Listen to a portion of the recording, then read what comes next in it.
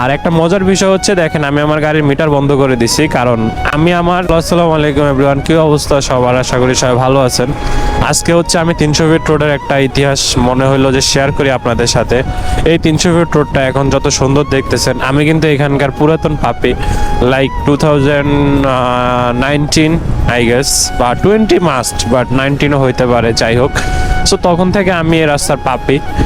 Maybe 1 ইয়ার এর মতো হবে। রোডটা হচ্ছে মোটামুটি একটা ভালো পরিবেশ আসছে, বাট এর আগে আমরা যে কি পরিমাণ সাফার করছি, যারা এই 300 ফিট রোডের পুরাতন রাইডার তারা এটা ভালো বলতে পারবে ভাই। মানে এই যে এত সুন্দর এই যে লাইট জ্বলবে এখন আস্তে আস্তে, এই যে লাইট জ্বলবে, সো এই লাইটিং, এই রাস্তা এত সুন্দর, সব কিছু আসলে আগে ছিল না। মানে এই রোডটা দিয়ে আমি যখন যাইতাম, এখানে ভাঙা চূড়া অবস্থা, মানে মাটির রাস্তা ছিল। ইভেন হচ্ছে কখনো কখনো এই রোড বন্ধ করে দিত, কখনো কখনো ওই রোড অন করতো।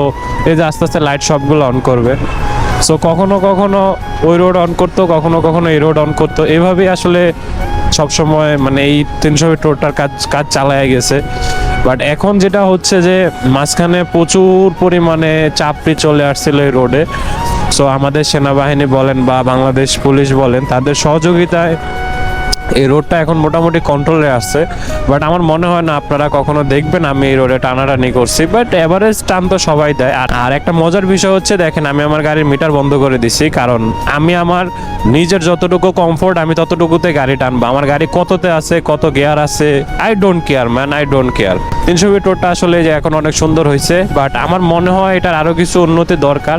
সেটা হচ্ছে এই যে পথচারী যে পারাপারগুলো আছে, এই পারাপারিগুলো এগুলো যদি একটু অ্যাক্টিভ করে দেয় তাহলে এই এলাকাবাসীর জন্য খুবই সুবিধা হইতো, কারণ তারা মাঝে মাঝে এই রিস্ক নিয়ে, জীবনের ঝুঁকি নিয়ে তারা হচ্ছে এখানে রাস্তা পারাপার হয়, এবং যারা এই রোডে গাড়ি চালায় তাদের জন্য এটা অনেক রিস্ক। কারণ হচ্ছে মাঝে মাঝে আমাদের গাড়ি 80-90-তে থাকে, যেটা কিনা একটা হাইওয়ের জন্য খুবই স্বাভাবিক গতি। এই গতির মাঝখানেও হচ্ছে অনেকে রাস্তা পার হয়, এতে করে তাদের এবং আমাদের উভয় পক্ষেরই একটা জীবনের ঝুঁকি থাকে। তাছাড়া হচ্ছে কিছুদিন পরপরই দেখি 300 ফিট পূর্বাচলে পুলিশ চেকপোস্ট এবং আর্মি চেকপোস্ট হয়, বাট তারা চাইলেই কিন্তু কাঞ্চন ব্রিজ, যেটা কিনা 300 ফিট পূর্বাচলের শেষ মাথা, এবং কুড়িল বিশ্ব রোড, যেটা কিনা 300 ফিটের শুরুর মাথা, সেই দুই মাথায় কিন্তু পুলিশ চেকপোস্টটা হইলে আর কিন্তু কোনো রিস্ক থাকে না। তাহলে কিন্তু এই মাঝ রাস্তা চেকপোস্ট বসানো লাগে না এবং মানুষের হয়রানি হয় না, এবং চাইলে নির্বিঘ্নে গাড়ি চলাচল করতে পারে। আশা করি কর্তৃপক্ষ সেটা খেয়াল রাখবে। ধন্যবাদ।